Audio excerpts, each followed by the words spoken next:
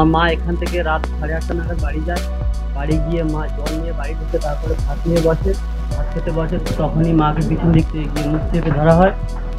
তারপরে এক জঙ্গলের ভিতরে নিয়ে যাওয়া হয়। তারপর মাকে পাশবিক অত্যাচার করা হয়, শারীরিক অত্যাচার করা হয়। আমার আমার মায়ের গোপন জায়গায় কোনো ভাই ধরনের জিনিস দিয়ে ঢোকানো হয়।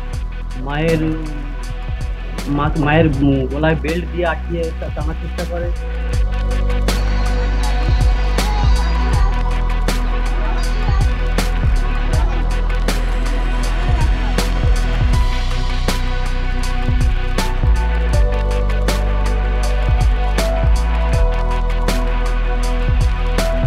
আমরা দোষী শাস্তি চাই, ফাঁসি, আর কিছু না। ব্যাস এটা হলে আমরা শান্তি পাবো।